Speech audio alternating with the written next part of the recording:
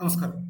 Financial പ്ലാനിങ്ങിന്റെ ഏറ്റവും പ്രാധാന്യം അർഹിക്കുന്ന ആവശ്യങ്ങൾ നമുക്ക് എന്തൊക്കെയാണെന്ന് നോക്കാം.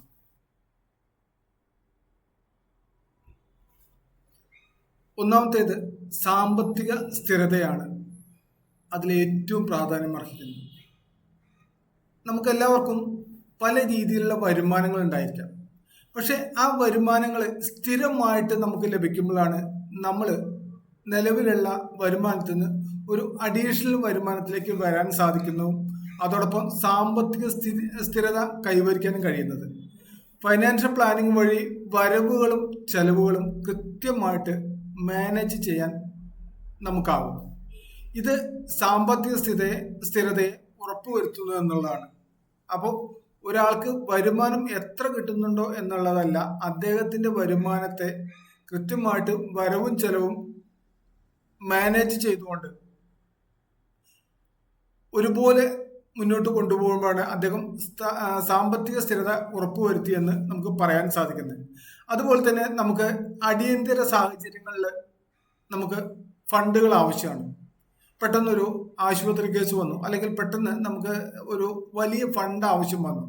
അങ്ങനെ വരുമ്പോൾ നമ്മൾ ആ ഫണ്ടുകൾ എങ്ങനെയാണ് നമ്മൾ ഉണ്ടാക്കിയെടുക്കുക എന്നുള്ളത്, അടിയന്തര സാഹചര്യങ്ങൾക്കായിട്ട് ഫണ്ടുകൾ ഒരുക്കാൻ ഫൈനാൻഷ്യൽ പ്ലാനിങ് നമുക്ക് സഹായിക്കുന്നുണ്ട്.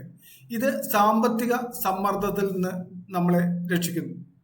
നമുക്ക് കൃത്യമായിട്ടൊരു ഫൈനാൻഷ്യൽ പ്ലാനിങ് ഇല്ല എന്നുണ്ടെങ്കിൽ നമുക്കൊരു എമർജൻസി ഫണ്ട് രൂപീകരിക്കാനോ അല്ലെങ്കിൽ ഒരു എമർജൻസി ആയിട്ടുള്ള ഒരു ആവശ്യം വരുന്ന സമയത്ത് അതിനു വേണ്ടിയിട്ട് നമുക്ക് പെട്ടെന്ന് മറ്റുള്ള വ്യക്തികളിൽ നിന്ന് വായ്പകൾ വാങ്ങാനോ അല്ലെങ്കിൽ ലോൺ എടുക്കാനോ ഓടേണ്ടി വരും. അതേസ്ഥാനത്ത് കൃത്യമായിട്ട് ഫൈനാൻഷ്യൽ പ്ലാനിങ് ഉള്ള ഒരു വ്യക്തിയാണെന്നുണ്ടെങ്കിൽ അദ്ദേഹത്തിനെ സംബന്ധിച്ചിടത്തോളം ഒരു എമർജൻസി ആവശ്യങ്ങൾ വന്നു കഴിഞ്ഞാലും ആ എമർജൻസി ഫണ്ടിൽ നിന്ന് എടുത്ത് യൂസ് ചെയ്യാൻ വേണ്ടിയിട്ട് അദ്ദേഹം ഓക്കെ ആയിരിക്കും. അതാണ് നമ്മൾ ഈ ഒരു കാര്യത്തിൽ ശ്രദ്ധിക്കേണ്ട കാര്യം. അതുപോലെ തന്നെ ഫൈനാൻഷ്യൽ പ്ലാനിങ്ങിൽ നമുക്ക് ഏറ്റവും ഇമ്പോർട്ടൻ്റ് ആയിട്ടുള്ള കാര്യം കുടുംബ സുരക്ഷ ഉറപ്പുവരുത്തുക എന്നുള്ളതാണ്.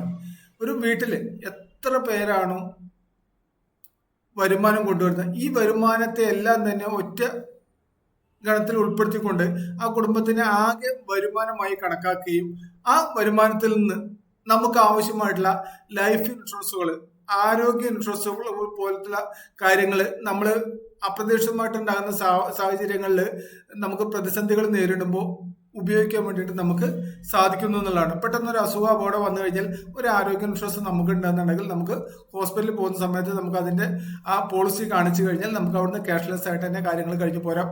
അവിടെ ഉണ്ടാകുന്ന സാമ്പത്തിക ബുദ്ധിമുട്ടുകൾ നമുക്ക് സമ്മർദ്ദം ഉണ്ടാക്കുന്നില്ല.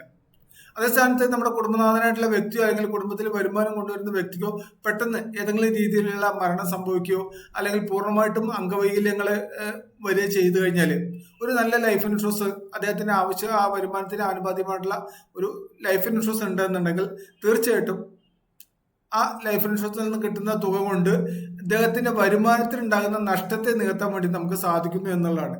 അപ്പോൾ എപ്പോഴും നമ്മൾ ഫൈനാൻഷ്യൽ പ്ലാനിങ്ങിൽ നമ്മൾ ലൈഫ് ഇൻഷുറൻസിനും ആരോഗ്യ ഇൻഷുറൻസിനും വളരെയധികം ഇമ്പോർട്ടൻറ്റ് കൊടുക്കുന്നു എന്നുള്ളതാണ്.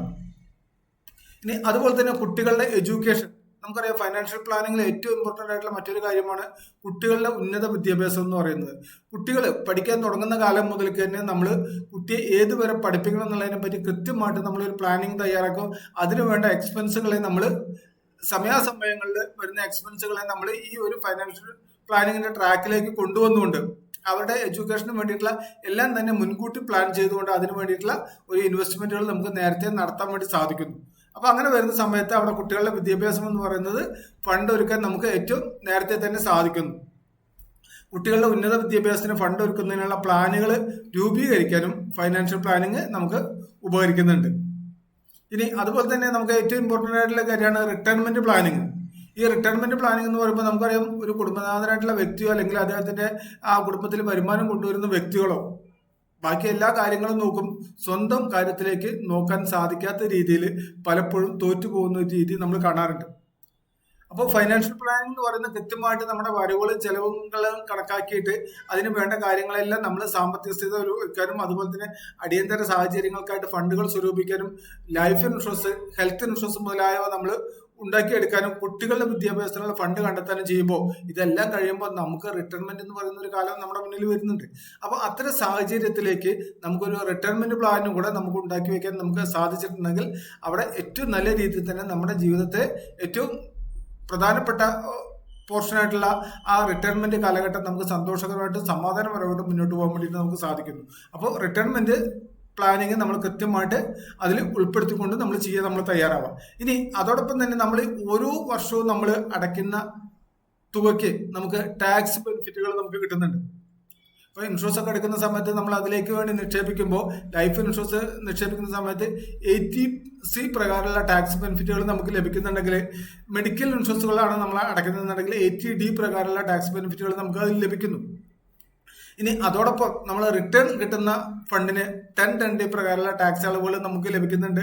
അതോടൊപ്പം നമ്മൾ ലോണുകളോ കാര്യങ്ങളൊക്കെ ഉണ്ടെന്നുണ്ടെങ്കിൽ അതിന് നമുക്ക് ടാക്സ് ബെനിഫിറ്റുകൾ ഉണ്ട്. അപ്പോൾ ഓരോ കാര്യങ്ങളിലും നമുക്ക് നമ്മൾ നിക്ഷേപിക്കുന്ന പണത്തിന് ആനുപാതികമായിട്ടുള്ള ടാക്സ് ബെനിഫിറ്റുകൾ നമുക്ക് നമ്മുടെ റിട്ടേൺ ആയിട്ട് വാങ്ങിയെടുക്കാൻ വേണ്ടി നമുക്ക് സാധിക്കുമ്പോൾ അവിടെ നമുക്ക് ചെറിയൊരു അഡീഷണൽ ആയിട്ടുള്ള ചെറിയൊരു ഇൻകം കൂടെ കണ്ടെത്താൻ വേണ്ടിയിട്ട് നമുക്ക് സാധിക്കുന്നു.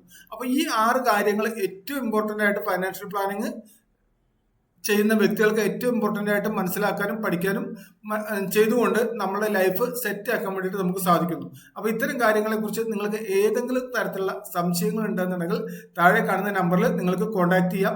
അങ്ങനെ കോൺടാക്ട് ചെയ്യുന്ന വ്യക്തികൾക്ക് ഫ്രീ ആയിട്ട് തന്നെ ഒരു 1-to-1 തന്നുകൊണ്ട് ഏറ്റവും നല്ല രീതിയിലേക്ക് നിങ്ങളെ ഒരു ഫൈനാൻഷ്യൽ പ്ലാനിങ് ചെയ്യുന്നതിന് വേണ്ടി ഏറ്റവും നല്ല രീതിയിലേക്ക് നിങ്ങളെ വിജയിപ്പിക്കാൻ വേണ്ടിയിട്ട് ഞങ്ങൾക്ക് സാധിക്കും. താഴെ കാണുന്ന നമ്പറിൽ കോൺടാക്ട് ചെയ്യാം.